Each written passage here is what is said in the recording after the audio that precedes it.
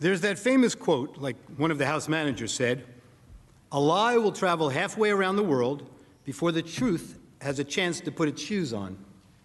Well, this lie traveled around the world a few times, made its way into the Biden campaign talking points, and ended up on the Senate floor. The Charlottesville lie. Very fine people on both sides, except that isn't all he said. And they knew it then, and they know it now. Watch this. 7 years later, Snopes says Trump did not call neo-Nazis very fine people. This one's from Breitbart. You know, it's 7 years later, and I just gotta wonder, why now? June 24th, 2024, why did Snopes wait 7 years, and in the middle of Joe Biden's attempt to win a second term, now they decide to debunk that Trump called these individuals very fine people? Curious, ain't it? But let's check this article out real quick. Snopes.com, perhaps the most well-known fact-checking website, has finally confirmed 7 years later that President Donald Trump did not refer to neo-Nazis in Charlottesville in August 2017 as very fine people. That was 2017. Holy cow. See, time goes by so fast. But the false claim was central to President Joe Biden's election in 2020. He used it to launch his campaign in April 2019, claiming he had been inspired to run against President Trump because the latter called neo-Nazis very fine people. So Joe Biden's inspiration to become president, even though he tried multiple times over the past 30 years and was completely denied for plagiarism and all this other nonsense because he's not because he doesn't have an original thought in his brain, was somehow inspired by this, now we have it confirmed by Snopes, lie. But let's continue here. But the reality was that Trump had actually condemned the neo-Nazis and white supremacists and had used the phrase very fine people to describe nonviolent protesters on both sides of the issue of the removal of a Confederate statue. And I'll play that full clip of Trump's speech for you guys here in just a minute. There were several commentators, notably cartoonist turned pundit Scott Adams and conservative commentator Steve Cortez, publicly debunked what became known as the very fine people hoax, but Biden and the media continued to use it. Breitbart News confronted Biden at an Iowa State Fair in August 2019 and asked why he continued to misquote Trump. Biden responded angrily, reciting a well-rehearsed text about Trump calling neo-Nazis very fine people, which he didn't. Mr. Vice President, are you aware that you're misquoting Donald Trump in Charlottesville? He never called neo-Nazis very fine people?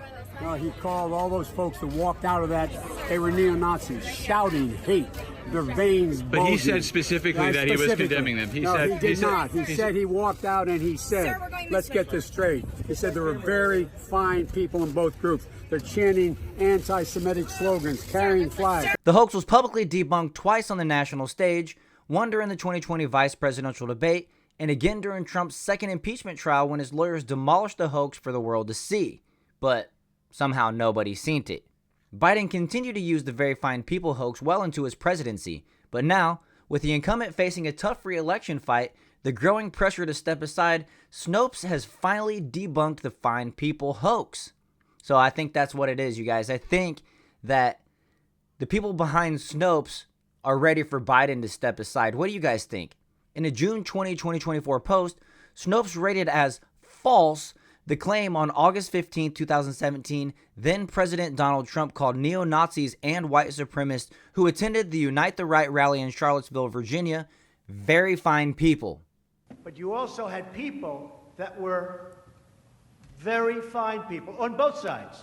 You had people in that group, excuse me, I saw the same pictures as you did.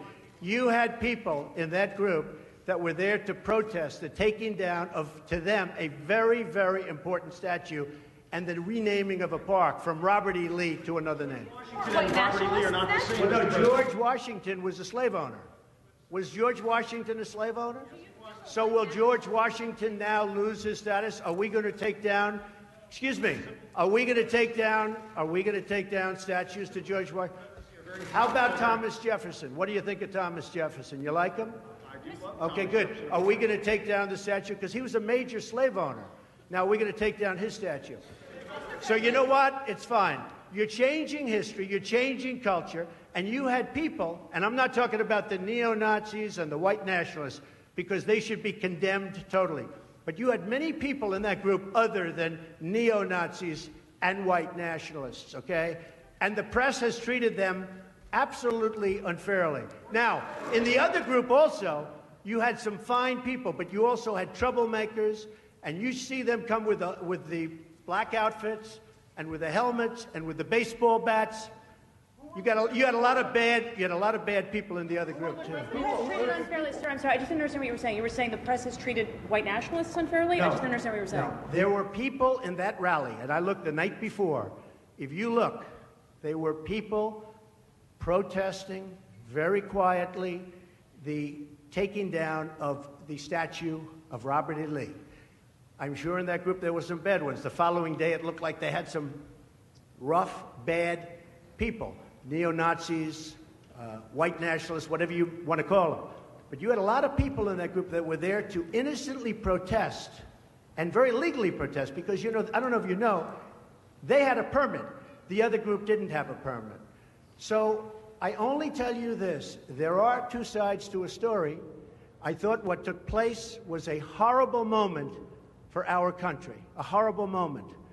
But there are two sides to the country. Does anybody have a final? Does anybody have, you have an infrastructure. What makes you think? This might be today the first time the news networks played those full remarks in their context. And how many times have you heard that President Trump has never denounced white supremacists? Now you in America know the truth. But let's not just take Breitbart's word for it. Let's go over here to Snopes and take a look at the actual fact check. Did Trump say there was very fine people on both sides? There it is. Only 4 days ago.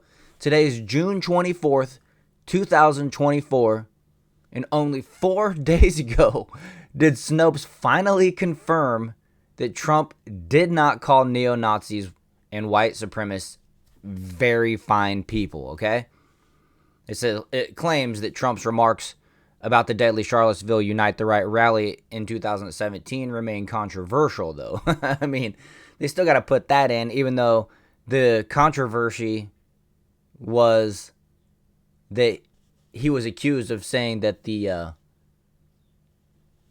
neos and the white supremacists were very fine people. That was the accusation. That was the lie that traveled around the world multiple times since 2017. We're talking 7 years later. 7 years later, Snopes finally got their fact check right. Let's scroll down and see what it says. So here's the claim. On August 15th, 2017, then President Donald Trump called the neos and the white supremacists who attended the Unite the Right rally in Charlottesville, Virginia, quote, very fine people. That is false. So the context. In a news conference after the rally protesting the planned removal of a Confederate statue, Trump did say there were very fine people on both sides, referring to the protesters and the counter-protesters. He said in the same statement he was not talking about the neos and the white nationalists, who he actually said should be condemned totally. The editor's note, some readers have raised the objection that the fact check appears to assume Trump was correct in stating that there were very fine people on both sides of the Charlottesville incident. That is not the case. The fact check aimed to confirm what Trump actually said, not whether what he said was true or false. For the record, virtually every source that covered the Unite the Right debacle concluded that it was conceived of, led by and attended by white supremes, that therefore Trump was wrong. But Senate Majority Leader Chuck Schumer said this in his speech. I'd like to begin today by addressing the reprehensible and dangerous comments made yesterday by former President Trump. The former president's comments were utterly disgusting and a textbook example of the kind of anti-Semitism facing Jews, pushing the dangerous anti-Semitism trope of dual loyalty. To say you hate Israel or your religion because you have one political view over the other is sick, it's hateful.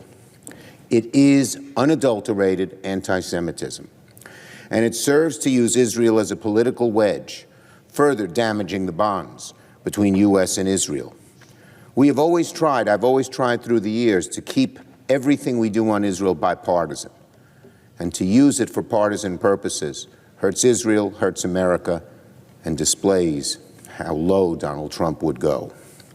And nobody who breaks bread with anti-Semites like Nick Fuentes, and who called white supremacists in Charlottesville very good people, or who, as was recently reported, said disgustingly that Hitler did some good things, has any right to lecture Jewish Americans about their personal political beliefs.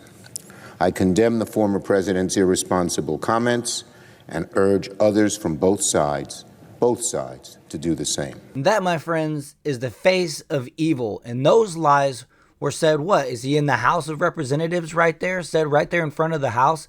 Just straight up lies?